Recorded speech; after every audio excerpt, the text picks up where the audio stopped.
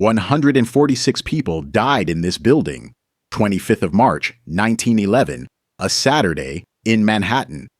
2 men owned the company on the top 3 floors.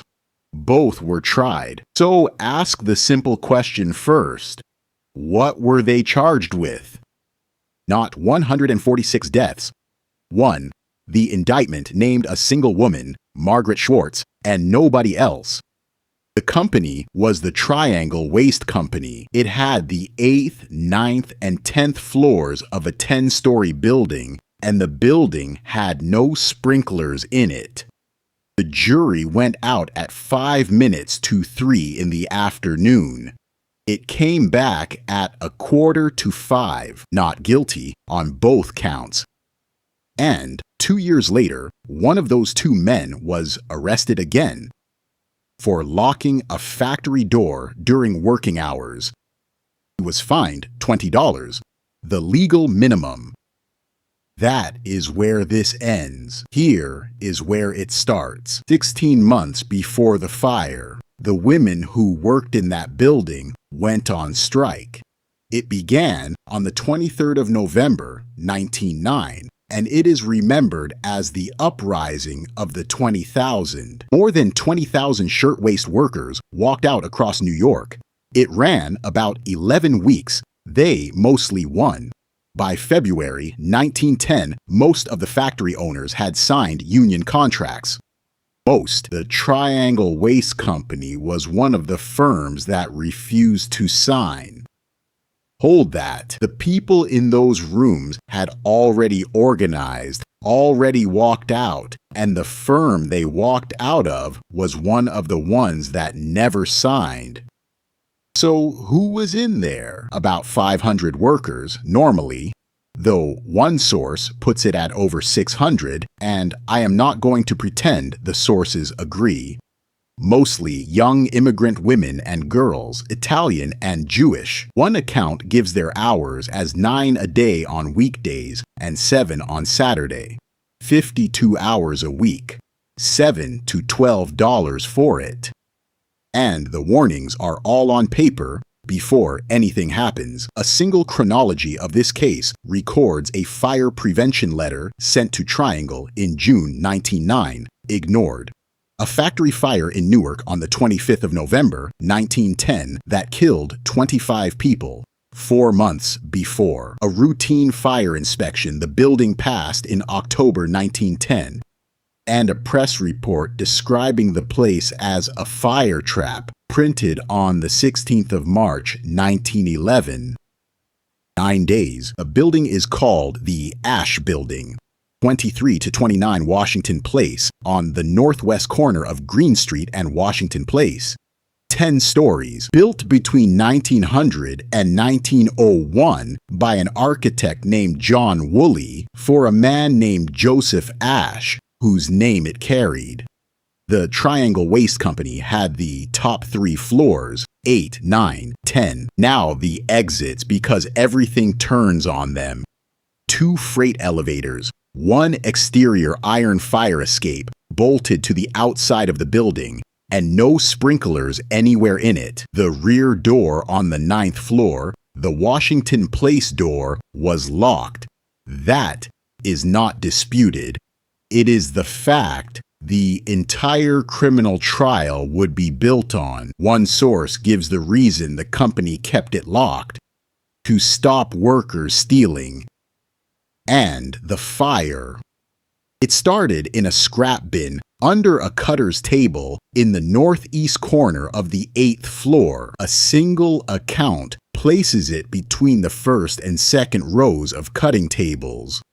What was in the bin was fabric cuttings, roughly 2 months of them. The chronology records the last removal of accumulated scrap as the 15th of January, 1911. As to what lit it, the fire marshal's finding was an unextinguished match or a cigarette butt dropped into the bin. I want to be exact about that. That is his conclusion, reported by one source and framed there as the likely cause. Was never established. This film is not going to establish it either. 20 minutes to 5 in the afternoon, or a quarter to 5. The sources split, and both times are in print. I will use 4:40, and you should know the other one exists. Whatever the minute, this is what the clock does next, and almost all of it comes from a single chronology assembled from the trial record. Where anything else contradicts it, I will say so. 4:45, the first alarm. 4:46, the first engine company on the street, Company 72 of the New York Fire Department. 6 minutes at most from the bin catching to firemen at the curb. That is a fast response by any standard, then or now. It did not matter, and here is why. The ladders reached the 6th floor. Some accounts say the 7th. Reputable sources genuinely disagree, and I am not going to pick one. The point survives either way. The fire was on the 8th, the 9th, and the 10th. Inside, the building sorted itself by floor. Most of the people on the 8th floor got out. Most of the people on the 10th floor got out. The 9th floor did not. That sentence is the whole event. Everything else in this film is either the reason for it or the consequence of it. Two freight elevator operators, Joseph Zito and Gaspar Mortillaro, made 3 trips up to the 9th floor. Mortillaro stopped when the rails of his elevator buckled in the heat. That comes from a single source. So does the number of trips. There were 3 ways off the 9th floor, and this is what each of them did. The fire escape first. One iron stair on the outside of the building, serving a factory that occupied 3 floors. It twisted under the heat and the weight on it, and it came away. About 20 people fell with it, nearly 100 feet. That figure, about 20, is from a single source. The elevator's second, 2 freight cars and 2 men running them, going up into a burning building 3 times. Then the rails buckled, and that stopped.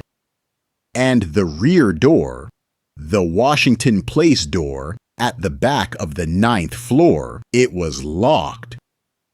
Up was the other direction. People reached the roof. A professor and a group of law students from New York University in the building behind put ladders across the gap between the roofs and pulled people over. That rescue is well attested. The number of people it saved is not.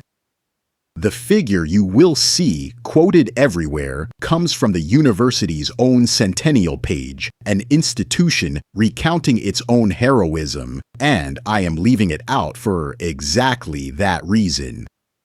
So, the roof worked, the elevators worked 3 times, the fire escape failed, and the rear door on the 9th floor did not open. Down on Washington Place, the crowd was already there.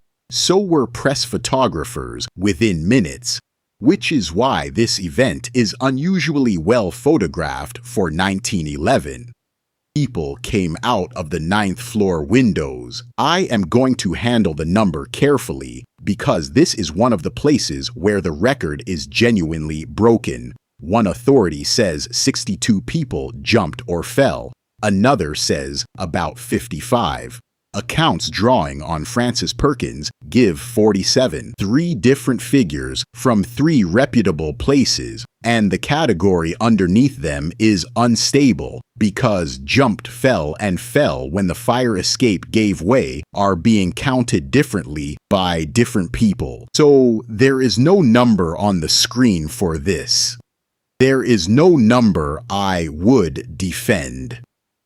Francis Perkins was on Washington Square that afternoon. She was a witness, not a statistician. Her account describes watching people come down and the life nets breaking under them. The 47 was attached to her account later by other writers.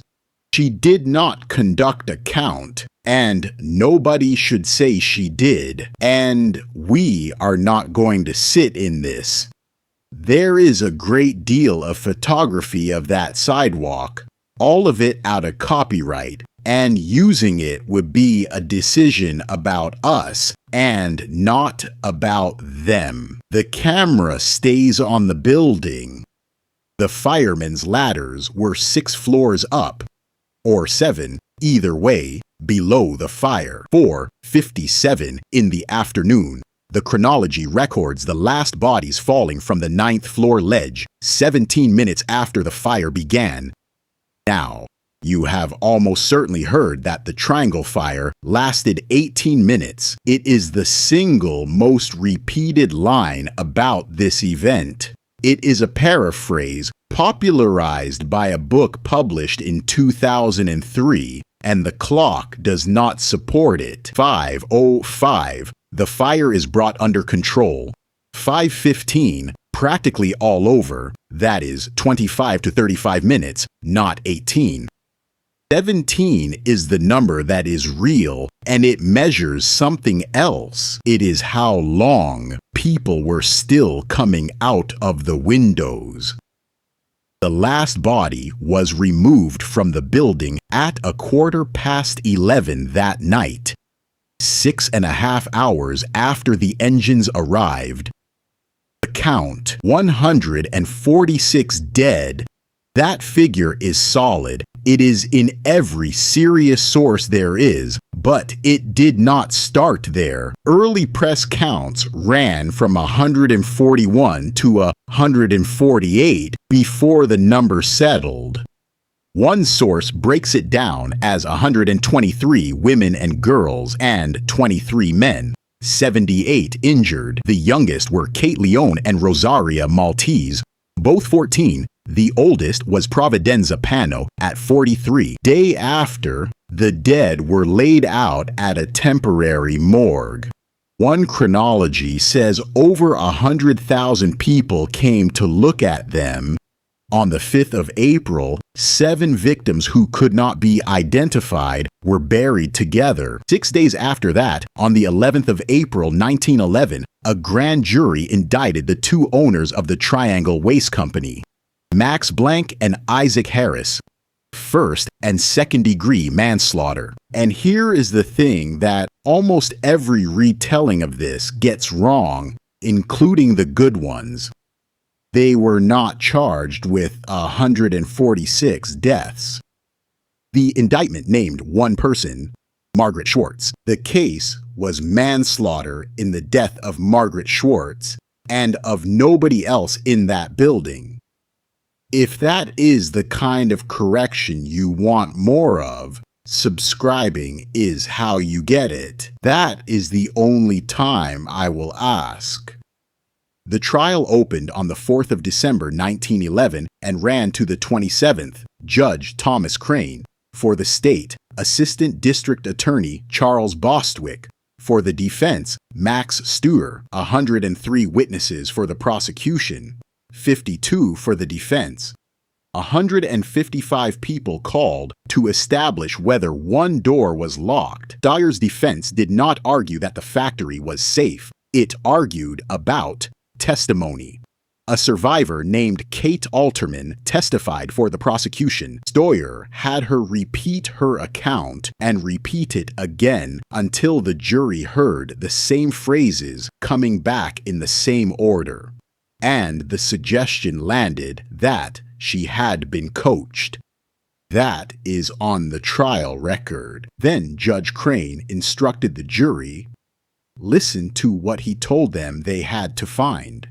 Document that the door was locked during the fire, that the defendants knew it was locked, or should have known, and beyond reasonable doubt, that the locked door caused the death of Margaret Schwartz. Narration. Not that it caused deaths, that it caused hers. The jury went out at 5 minutes to 3 on the 27th of December. It came back at 4:45, 1 hour and 50 minutes. Not guilty on both counts. Now, be careful what you take from that, because this is where the popular version goes wrong a second time. An acquittal on that instruction is not a finding that the door was open. The jury was never asked on its own whether the door was locked. It was asked whether the state had proved a chain of 3 separate things about one woman's death past reasonable doubt. And it said no. 23 days from the opening of the trial to the verdict, 155 witnesses under 2 hours of deliberation. March 1912, the district attorney tried again. A single chronology records the motion and records it dismissed on double jeopardy grounds. That was the end of the criminal case. The civil suits ran on for years. They settled at an average of $75 for each life lost. One chronology dates that settlement to the 11th of March, 1914. Another source puts it in 1913. The date is contested. The amount is not $75. Against that, one source reports the owners recovered $64,925 more from their insurers than the losses they had reported, which works out at about $445 per casualty. There is a suspicion attached to those 2 men, and I will state it exactly as far as the record allows, and not one word further. Their premises had burned before. The Triangle Factory was scorched twice in 1902. Another of their companies burned in 1907 and again in 1910. Those fires happened outside working hours. Arson was suspected at the time. It was never proven, never charged, and never tried. That is the whole of what can honestly be said. And this film says no more than that. And then, in the summer of 1913, Max Blank was arrested again for locking a factory door during working hours. He was fined $20, the legal minimum. 2 years before that fine, on the 30th of June, 1911, New York State created a factory investigating commission. Senator Robert Wagner chaired it. Assemblyman Alfred Smith was his vice chair. And this is the part that actually moved. The State Archives, which holds the records, gives 59 public hearings, 472 witnesses, and over 7,000 pages of testimony. Another source gives 222 witnesses and 3,500 pages. Neither says which years it is counting. I am using the archive's figures because the archive holds the paper. 3,385 workplaces were investigated. How many laws came out of it depends entirely on who you ask. And I am not going to hand you a clean number. One source says 36. One says 38. One says 60 of the 64 recommended laws were enacted between 1911 and 1913. One says more than 30 across 4 years. Not one of them shows it's working. What the laws covered is not in dispute. Building access and exits, fireproofing, extinguishers, alarm systems, automatic sprinklers, eating and toilet facilities, and limits on the hours that women and children could be worked. 2 private bodies date from the same moment. The American Society of Safety Professionals, founded on the 14th of October, 1911, and the National Council for Industrial Safety in 1913. One more thing, and it matters. All of this is New York state law, not federal law. Nothing in the record connects this fire to any federal safety agency, and I am not going to draw that line for you. The building is still standing. Frederick Brown bought it and gave it to New York University in 1929. It became a National Historic Landmark in 1991 and a New York City landmark in 2003. It is a university building now. The last known survivor of the fire, Rose Friedman, died in 2001. She was 107 years old. And 6 of the dead had no names for a century. They were buried unidentified in 1911, and they stayed that way. In 2011, a researcher named Michael Hirsch found them, working privately through the papers of some 32 daily newspapers and the public records. Cornell's Kheel Center accepted the identifications. That is one man's work, and it stands because an archive checked it. Josephine Camerata, 17, Dora Evans, 18, Max Florin, 23, Maria Giuseppa Lauletti, 33, Concetta Prestifilippo, 22, Fanny Rosen, 21, 146 dead. One name on the indictment, 1 hour and 50 minutes of deliberation, $75 a life, and $20 2 years later for locking a door again. 4 months before any of this, a factory in Newark burned and killed 25 people. 25th of November, 1910. Nobody remembers it. 4 months later, this happened. That is the next film on this channel. It is called 4 Months Before Triangle. Start there.